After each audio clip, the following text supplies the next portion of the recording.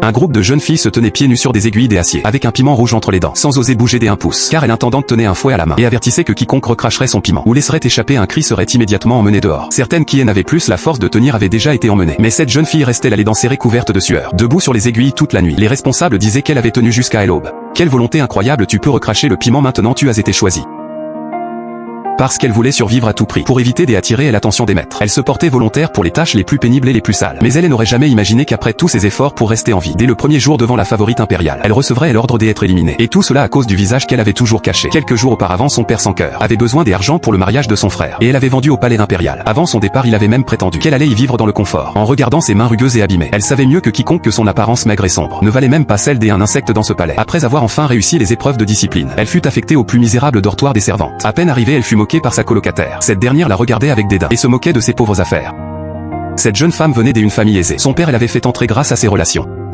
Et elle était déjà destinée à servir dans la résidence de la favorite impériale, persuadée que si elle croisait l'empereur, une vie de richesse elle attendrait. La jeune fille elle restait discrètement dans son coin. Elle ne rêvait pas de richesse mais seulement de survivre. Le jour de l'attribution des postes arriva. Sa colocataire entra fièrement dans la résidence de la favorite. Quant à la jeune fille sans argent ni soutien, elle fut envoyée dans les entrepôts pour les tâches les plus difficiles. Sa colocataire en profita encore pour se moquer d'elle. Mais la jeune fille pensait que travailler à l'entrepôt était certes fatigant, mais au moins elle resterait loin des maîtres et aurait davantage de chances de rester en sécurité. Alors qu'elle s'apprêtait à partir, un vieux eunuque elle arrêta soudainement. Il fixa son visage avec insistance, avant d'afficher un sourire inquiétant. Il déclara que cette jeune fille était vraiment très belle, puis ordonna qu'elle soit elle aussi envoyée chez la favorite, ajoutant d'un ton étrange que la favorite apprécierait certainement ce visage.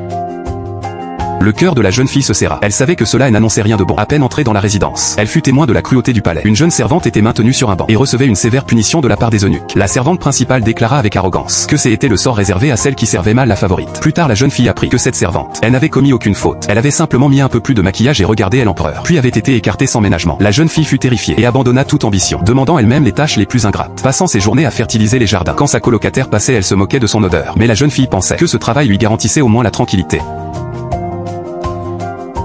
Mais elle était loin d'imaginer que malgré toutes ces précautions elle tomberait dans un piège. Ce jour-là, sa colocataire se précipita pour faire un rapport. Peu après, la servante principale redoutée de la favorite vint personnellement chercher la jeune fille. En chemin, elle lui souffla à l'oreille, avec un sourire cruel, que son heure était arrivée. La jeune fille répondit que pourtant elle n'avait rien fait. Elle fut maintenue fermement dans les appartements de la favorite. Tremblante de peur, la favorite était allongée avec nonchalance et lui demanda de relever la tête. Au moment où elle obéit, le silence envahit toute la salle. Le regard fier de la favorite se transforma en effroi, car cette simple servante couverte des odeurs de travail possédait exactement le même visage qu'elle. Dans le harem impérial, ressemblait à la favorite de l'empereur, était considérée comme un très grave problème. Folle de colère, la favorite ordonna que la jeune fille soit immédiatement emmenée.